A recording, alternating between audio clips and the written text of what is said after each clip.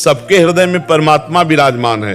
जो ही अधर्म करने चलोगे तो पहले एक झीनी सी आवाज आए, ए गलत करने जा रहे हो, ये पाप है। अब उसे ना सुनो तो कर डालो मनमानी, फिर वो हो जाएगा। अंदर सबको भगवान संकेत करते हैं।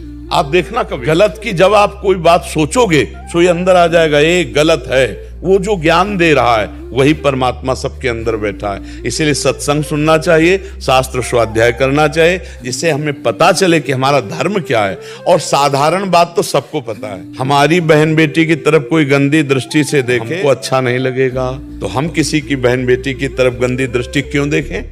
हमारा कोई अपमान करे तो हमें अच्छा नहीं लगेगा, तो हम दूसरे का अपमान क्यों करें। हमारी कोई चोरी करे, बेईमानी करे, झूठ बोले, हमसे कपट करे तो हमें अच्छा नहीं लगेगा। तो आत्मना प्रतिकूलानी परेशान न समाचरे। कुछ बातें तो ऐसी हैं जो स्वाभाविक आपको पता है, लेकिन आप अपनी बहन को बहन समझते हैं, दूसरे की बहन की तरफ दृष्टि गंदी डाल देते हैं।